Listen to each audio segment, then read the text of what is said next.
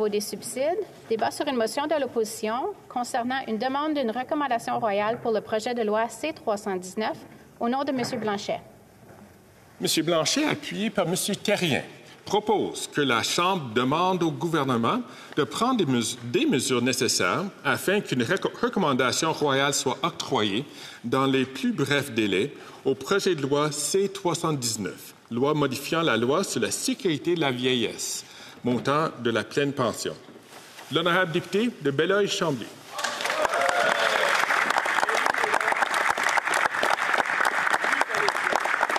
Monsieur le Président, je nous invite, d'entrée de jeu, à prendre la mesure de l'importance des discussions que nous aurons, au-delà du contexte dans lequel, bien sûr, cette conversation-là a lieu.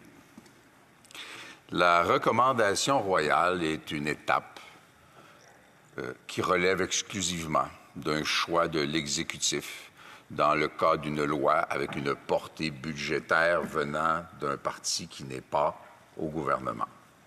Ça a l'air d'une platitude de peu d'importance, mais sans la recommandation royale, le projet de loi C-319, qui, d'une part, assure l'équité dans la pension pour la retraite des retraités de 65 à 74 ans, pour lesquels le gouvernement a créé de toutes pièces une discrimination, n'ayant augmenté la pension que des retraités de plus de 75 ans. On reviendra sur les motifs d'un tel choix très étonnant. Cette loi a aussi pour effet de permettre aux retraités de gagner 6 500 $ au lieu d'un maximum actuel de 5 000 $ sans être pénalisés dans l'éventuelle perception du supplément de revenu garanti. Le Bloc québécois a établi 2 conditions pour maintenir ou ne pas tirer le fil du respirateur artificiel d'un gouvernement bien mal en point. Parce que c'était, puis on s'en est pas caché, là, une opportunité, littéralement, une occasion d'obtenir des gains pour un nombre très important de retraités, de notre point de vue initialement, bien sûr, québécois. Mais aussi, d'une fois pour toutes, protéger la gestion de l'offre, le modèle agricole québécois et les perspectives d'avenir de la relève agricole, alors que à chaque traité commercial, on promet qu'on ne remettra pas la gestion de l'offre sur la table jusqu'à ce qu'on la remette sur la table. Il faut mettre un terme à ça. Le Bloc québécois, depuis 2019, demande qu'on augmente de façon significative le pouvoir d'achat des aînés de 65 ans et plus qui ont littéralement construit le Québec et la prospérité dans laquelle on se roule tous allègrement. Alors que leur pouvoir d'achat, mot magique de tout le monde, le pouvoir d'achat, c'est très bon, c'est très important le pouvoir d'achat, jusqu'à ce que ça coûte quelque chose. Mais quand ça coûte quelque chose, soudainement, le pouvoir d'achat, ah non, c'est toujours trop cher. On y reviendra. Nous, on le demandait avant la pandémie. Dès 2019, dès mon arrivée à la tête du Bloc québécois, on en a fait une priorité parce que c'était une évidence. Est arrivée la pandémie qui a créé une espèce d'inflation avant l'inflation pour les retraités parce que tout s'est mis à coûter plus cher compte tenu de leur isolement et compte tenu de leur vulnérabilité. Par la suite, la vraie inflation qui s'applique à tout le monde a frappé encore davantage les plus vulnérables. Les taux d'intérêt sont partis vers le haut et dans le secteur, si je peux me permettre d'y référer quand même, dans le secteur agricole, on a eu plus d'attentes environnementales, on a compromis le modèle agricole et on a envoyé dans l'incertitude la relève agricole. Le Bloc québécois est arrivé avec 2 projets de solutions qui sont bonnes pour le Québec et qui, grand bien vous fasse, ne sont pas mauvaises pour le Canada. Elles sont toutes les 2 à caractère législatif et elles sont toutes les 2 très avancées en matière de procédure parlementaire. De telle sorte qu'à l'intérieur d'un délai, aujourd'hui arrivé à 4 semaines, il est possible pour la Chambre des communes, le Sénat et le gouvernement de faire franchir toutes les étapes pour que les deux projets de loi, C-319 sur les aînés, C-282 sur la gestion de l'offre, reçoivent la sanction royale, aussi archaïque et dinosaurienne soit la notion que la royauté doive appuyer un projet de loi issu de la démocratie. Si le fait que tous les partis en cette Chambre ont voté en faveur, à un moment donné ou à un autre, des deux projets de loi, ne nous amène pas à les adopter à l'intérieur des 4 prochaines semaines, il faudra se demander, sans nommer personne, s'il n'y a pas quelqu'un quelque part qui a été hypocrite. Alors, on va au moins tester ça. La séquence récente a quand même créé pas mal de remous.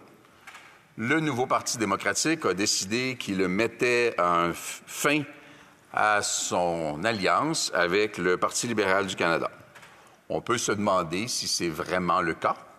Les prochains jours, les prochaines semaines, peut-être pas tant que ça les prochains mois, nous donneront l'occasion de mesurer la réalité de cette rupture. Puis, il y a eu l'élection partielle dans la salle Aymar-Verdun que le Bloc québécois a remportée, ébranlant massivement les colonnes d'un temple déjà pas si bien construit. Il y a eu une motion de l'opposition officielle pour renverser le gouvernement pour rien d'autre que dire que Joe veut être premier ministre à la place de Jack, même s'il n'est peut-être pas si différent de Jack parce qu'il n'y a pas de programme. Alors, la motion conservatrice a fait tout naturellement pouet-pouet. Et est venue notre proposition dont nous discutons aujourd'hui pour les aînés et les agriculteurs. Je nous rappelle que ce gouvernement, il est minoritaire. Et le remplacer sans programme, sans plateforme électorale, sans dire aux électeurs qu'est-ce qu'on va faire avec le mandat qu'on veut, c'est pas une finalité en soi. Ça change rien, ça n'engage à rien et ça ne donne aucune idée de ce qui s'en vient aux gens. Je m'étonne toujours que le programme le plus complet présenté aux électeurs par des partis de ce Parlement-ci soit le programme du seul parti qui ne veut pas former un gouvernement.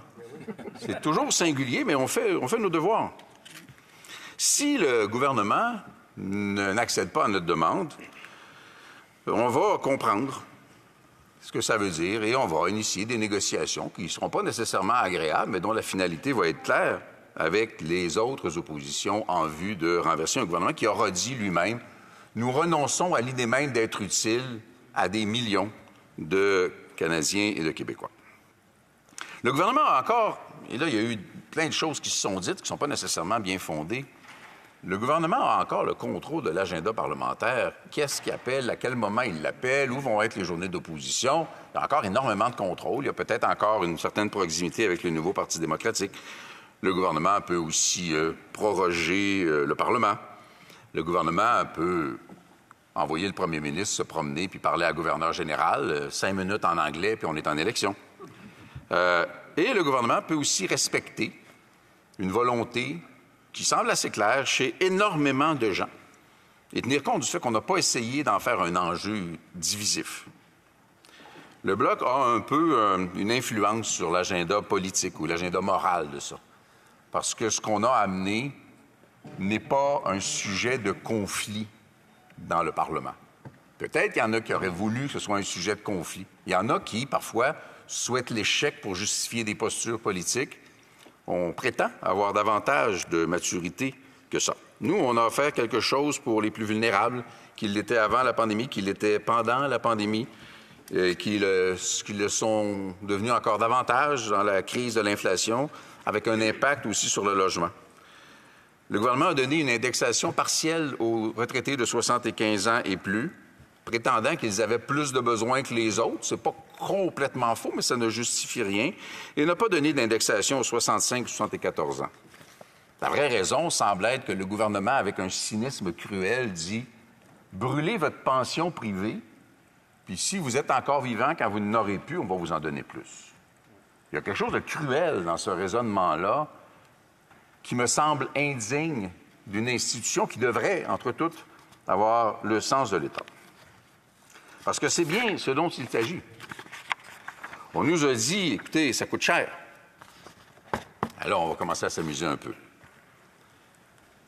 3 milliards par année, 16 milliards sur 5 ans, on se jette tous sur les murs.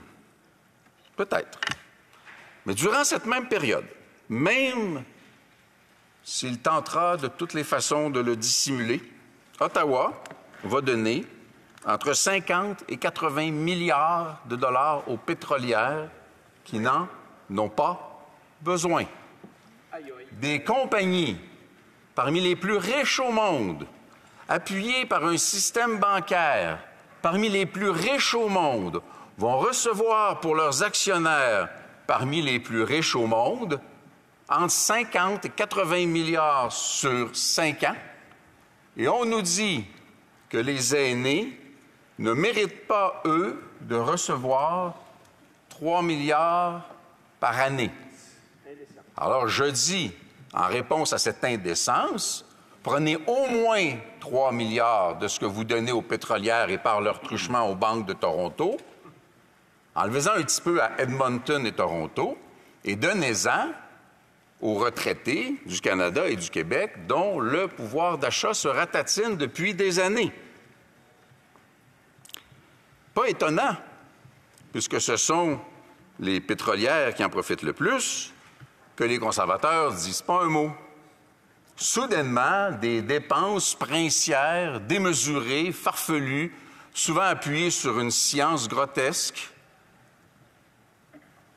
On envoie de l'argent, et les grands défenseurs de l'austérité de l'État, pas un mot. Ben, nous, on dit, écoutez, il y a beaucoup de monde. Parlons de combien de monde il s'agit d'ailleurs. Il y a de gens âgés entre 65 et 74 ans au Québec, auxquels des gens auraient envie de dire non. Il y en a 1 million. Le 3 milliards de dollars dont on parle pour l'ensemble du Canada servirait à 4 millions de Canadiens et de Canadiennes, dont 1 million de Québécoises et Québécois. Ça me semble dangereusement plus important que quelques pétrolières et quelques centaines d'actionnaires des pétrolières. Si vous voulez être froid et cynique, voyez-le sous la lorgnette électorale. Amusez-vous pour le fun à dire non à 1 million de Québécois. Pensez-y un peu. C'est pas pire quand même comme pensée. 1 million de Québécois et au-delà, parce que ça nous fait plaisir que ça serve aux autres, à total de 4 millions de Canadiens. Je pense qu'il y a une réflexion à faire sur le fond, mais je ne peux pas m'empêcher de me dire qu'il y a des gens qui ont une pensée plus cynique que ça. On nous a dit, vous devriez aller sur l'immigration. Je veux régler ça quand même. Si le Bloc québécois était arrivé avec une motion mettant... Alors, à l'origine, on parlait de tous les pouvoirs en immigration au Québec. On avait même parlé de faire un référendum pour l'avoir.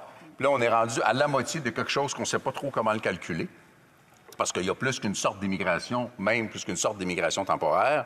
Là, on est encore à tous les pouvoirs au Québec. Là, on n'a pas reculé, on ne s'est pas ratatiné.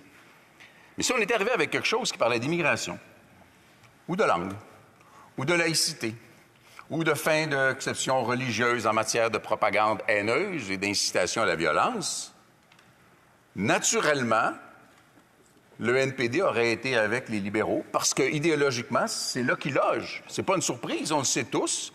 C'est pas un reproche dans le cadre du débat actuel. Donc, sans prix politique, le nouveau Parti démocratique et les libéraux auraient voté ensemble.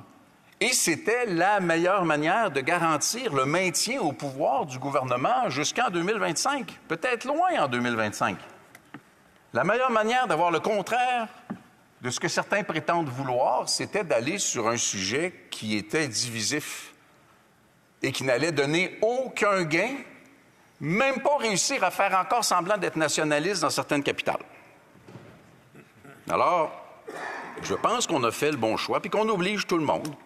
Et les caucus à se gratter un peu la tête en disant « Ouais, qu'est-ce qu'on fait avec ça? » Parce que le Bloc a de l'allant à l'heure actuelle, puis ils ont fait une proposition significative. C'est combien là-dedans? Il y a 6 minutes et demie. Parfait. On n'a pas non plus réglé une autre affaire en venant sur l'immigration, c'est que, tu sais, le miroir aux alouettes, là. Je n'ai jamais entendu les conservateurs dire qu'ils allaient réduire l'objectif de 500 000 immigrants par année propre aux libéraux. Je n'ai jamais entendu les conservateurs dire qu'ils rejetaient le Century Initiative piloté par McKinsey, presque le spectre de James Bond. Je n'ai jamais entendu les conservateurs dire qu'ils allaient céder l'entièreté des pouvoirs en immigration au Québec. Et je n'ai surtout jamais entendu les conservateurs oser dire une de ces 3 choses en anglais, parce que la facture ontarienne serait épouvantable, parce qu'ils croisent exactement le même monde que le Parti libéral dans cette grande guerre qui se passe essentiellement en Ontario.